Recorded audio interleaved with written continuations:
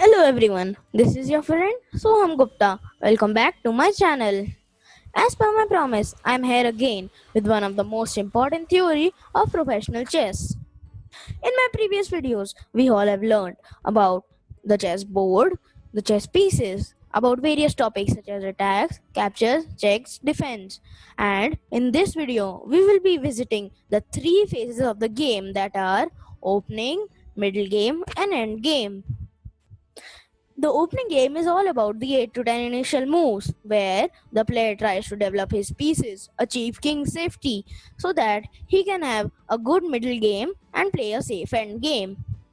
Today, I will be sharing with my viewers 8 basic opening rules which will help them to develop a good observer of the opening game. I hope you all are familiar with the center of the board and castling. I will show you what is the center of the board. These four squares that you can see I have highlighted with the green color are called as the center of the board. And castling is a special king move that happens when the king moves two squares either to left or either to the right direction and the rook swings or jumps to the other side. There are majorly two types of castlings. The castling that I have just shown is called as the king side castling or the short castle as it just went to the king side, and the castling that where the king goes to the queen side is called as the queen side castling or the long castling. For more information on castling and center of the board, you can go and watch how to play chess part 1 and part 2 and part 3. I will share the link in the description below. So now let's start with rule number 1. Rule number 1 is that always start with the center pawns that are the E or D pawns. The E pawns are these pawns. E pawn is the one that is in front of the king and the D pawn is the one that is in front of the queen. As you can see here them, I have highlighted them with the green color. This will help us to control the center and also to attack easily. As you can see here, white plays e4, black plays e6, d4 and d5. This is a very good example of an opening called as the French defense. As you can see here, both the white and the black have started their game by developing the center pawns. Rule number 2 is that try to develop your minor pieces before your major pieces. After this principle, some of you will start to think that queen is the strongest piece, so why don't we develop our queen and bishop and try to checkmate the opponent king? Then the theory replies that in terms of developing the queen earlier in the game, it would be harmful for us as the opponent can trap your queen by playing his minor pieces accurately. So the best way to start is by developing your minor pieces first. Let me explain this to you by the help of an example. White plays the pawn e4 and black plays e5. As you can see, related to the first rule, both of them have started with the center pawns that are the e pawns. Then white develops his minor piece to c3, that is the knight, and black developed his major piece to h4, which was a bad move. Then the white knight is developed on f3 square, and you will see that both the knights are developed and are targeting the black queen. Here, there are two options for the black queen. First, it can either go to f6. The second, it can go to h5. Let's start with the f6 variation. In this case, the white knight jumps to the center, not only controlling the center but also threatening the queen. So, it is forced for the queen to go to the d8 square and remove itself from the support of the e5 pawn. Now, as the pawn is hanging or the pawn is free, so the f3 knight takes it.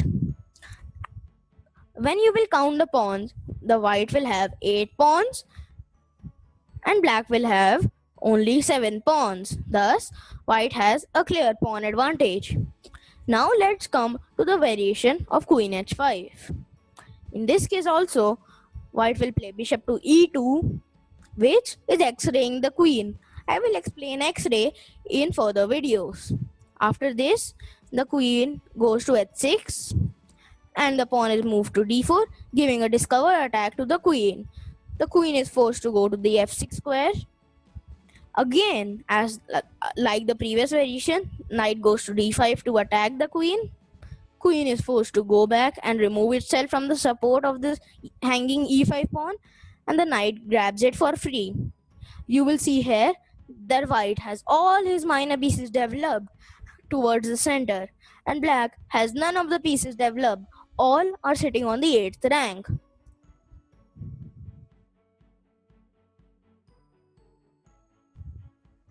Rule number 3 is to develop your knight before your bishop in minor pieces. Developing a knight will help you in two main ways. First, it will help to get a control on the center or on the two key squares of the center. And second, it will help to prevent the unnecessary attacks of the queen from the squares h4, g5 and f6. Thus, when the knight goes to f3, the queen can neither come to h4 as it will be killed by the knight, nor it can come to g5 for the same reason, and if it comes to f6, the knight has blocked its way to attack. Let us understand it with another example of a simple opening called as Juco Piano. White starts by developing his center pawn to e4 square. The same is done by black. And in this case, white plays his knight to f3, developing his knight before the bishop. Even though there was an option of developing the bishop to c4, but still, to follow the rules, white developed his knight to f3. The same is what black does. Even he develops his knight to c6.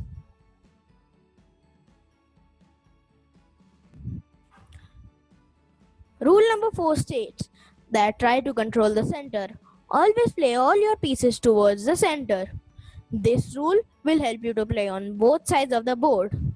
Controlling the center will help you to both attack and defend on both sides of the chessboard, which will give you a strong control on the game. Let us understand it with the help of Juco Piano. In this position, white plays his bishop to c4 and so does black to the c5 square.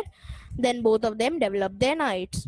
As you can see here, the white knight on f3 square is attacking or defending d4 and e5 squares, and the knight on c3 is also attacking the e4 and the d5 squares. These four squares are the center squares.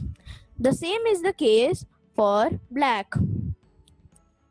The f6 knight is attacking the e4 and the d5 squares, and the c6 knight is attacking the e5 and the d4 squares.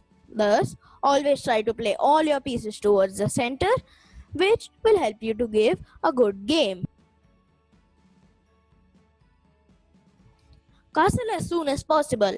This will give a safety to your king in the kingdom, which will not allow the opponent to attack on your king easily. This will also help in joining of the rooks, that the h-file rook will come to the center. Let us understand it with the help of the same example of Juco Piano opening. In this case, white has immediately castled after all his pieces have developed. This has not only provided king safety in this fortress type of structure, but also has brought the h-file rook to the center. So, I repeat, never miss this principle and always do castle as soon as possible.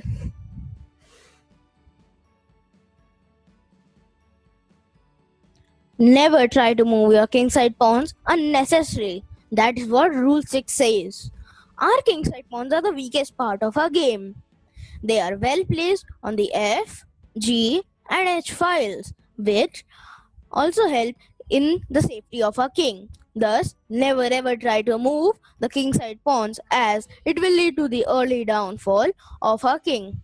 Let us understand it with the help of a small example. White plays pawn d3. Same is done by black. Pawn d6. Then white completes his minor piece development, and so does black. And in this position, as you can see with my red arrow, white makes a big blunder by moving his kingside pawn to the g4 square, as as it makes various holes on the g2 and h3 square. When black takes this pawn, hanging pawn, the knight will come to h5 and f4 and target the g2 square, and so will the black queen come to target mate on the g2 square. There are also various plans for bishop to h3 to also pressurize the g2 square even more and more, which will lead to sacrifice of material from white's point of view, and thus will lead to a very big downfall of her king.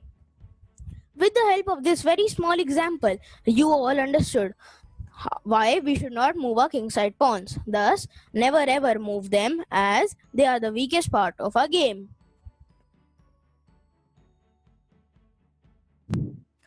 Rule number 7 states that never move any of your pieces twice in the opening, and if done so, it will lead to early downfall of your king, as it will give a lot of time to the opponent to build a plan and start to attack you in the middle game.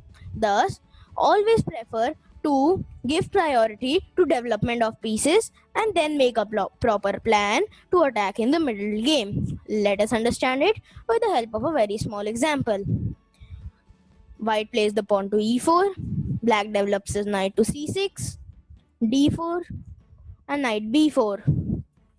In this case, the white plays pawn a3 to attack the knight on b4, thus the knight has to go back. Again, pawn d5 attacks the knight, so the knight goes to e5.